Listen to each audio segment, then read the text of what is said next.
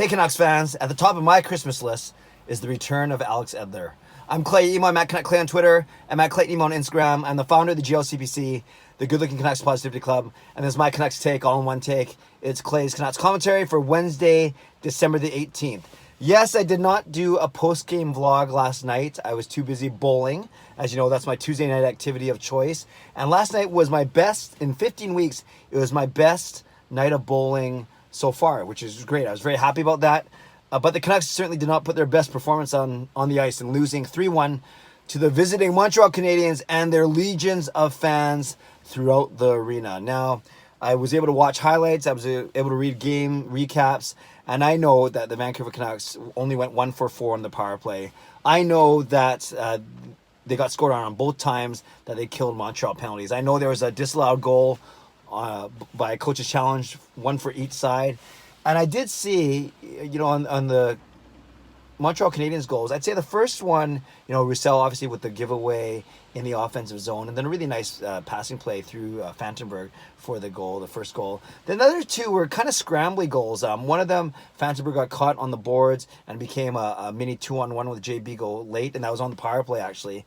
And then the other one was a really weird play where I think the puck was going to be centered, then it bounced off a player, and then it ended up going to be centered anyways. And by that time, not only D-men, but Jacob Markstrom were scrambling out of position. So they're good skill goals, shown by the Montreal Canadiens for sure. And then, of course, the only Vancouver Canucks goal that counted was Adam Gaudette. So a really nice snipe on the power play. That second unit, once again, outperforming the first unit. So a lot of issues plaguing the Canucks.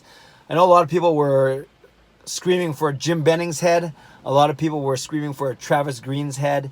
And I think if the Canucks continue to lose, especially through this Christmas break that I keep talking about, so important for them, given all these games at home, and now 2 of their next 3 games against divisional opponents, Vegas tomorrow night. I'll be going to that game, by the way. Saturday night hosting Pittsburgh, and then Monday night against Edmonton before the Christmas break. The Canucks, like I said, must not continue. They can't continue to squander points away.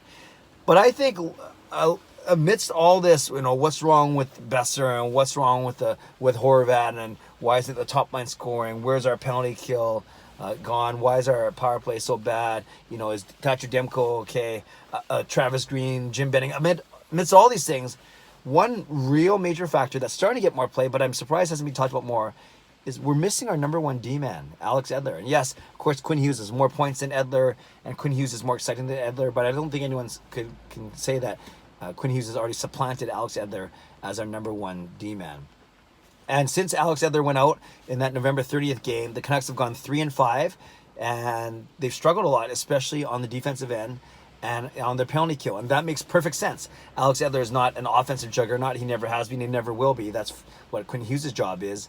But we certainly miss Alex Edler's presence in many, many ways. You take out any number 1 D-man from any team, and if you don't have the depth to step up, then you're going to see what's happening to the Canucks. So not only do they lose the number 1 D-man, so Oscar Fantenberg is in for Edler, and I've been saying that Fantenberg has actually been playing quite well over the past 2 weeks since he's been in, but I think last night he had his worst game, and a couple cracks in his defensive game kind of showed there, and maybe his inexperience a little bit.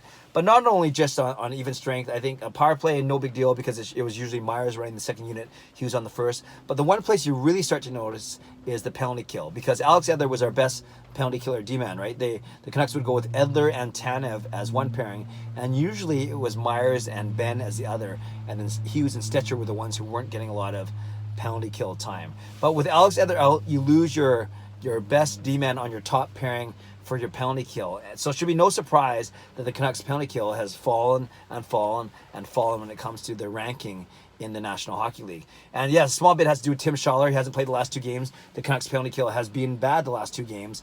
But I think more importantly, it speaks to missing Alex Edler, missing someone who's calm. Yes, he likes to play goalie once in a while, but he's calm, makes good decisions, and is really, really obviously our most experienced and our best D-man when it comes to penalty killing. So it sounds like, it doesn't sound like, Alex Edler was skating this morning ahead of the regular team, so he hasn't joined the team yet fully, but maybe that would happen for the Pittsburgh game or maybe the Edmonton game right before Christmas. So it doesn't look like he's going to play tomorrow. Maybe he'll surprise us tomorrow by taking a game day skate, but it looks like at least he's on track to come back before Christmas. That's what they've been saying.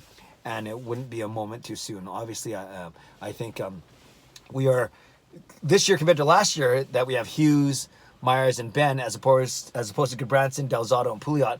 We are in a much better position to handle the absence of Alex Edler like they did last year as well. They tried to manage, but certainly it's not an enviable position to be in, and we're starting to see how it's starting to catch up to us. So Alex Edler, please come back, and please come back soon.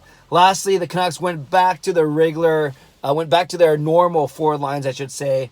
So after a brief one-game experiment, the Lotto line is indeed back. So at practice today, it was Pettersson with Besser and Miller. Second line, once again, Horvat, Levo, Pearson. Third line of Gaudette with Virtanen and Roussel. And those three lines were playing well about 3 or 4 games ago, especially as soon as Roussel came back. And then we'll see if they can recapture that magic. And then the fourth line had Jay Beagle and Brandon Sutter alternating in the middle between Tim Schaller and Tyler Mott. So same blue line pairings as last game. So that was Hughes with Tanev, Fantenberg with Myers, and Ben and Stetcher. So we'll see how the Canucks line up tomorrow night. I'll be going to that game with my son Sean, our last game before Christmas, because we sold off our Vegas ones, and my buddy Mike is using the Edmonton Oilers ones on the 23rd. But I got a couple surprises in store for you.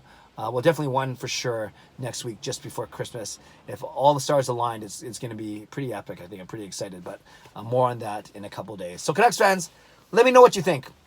Tell me what you thought about last night's game. I know a lot of you reached out to me on Twitter already to give me your impressions. I thank you for that.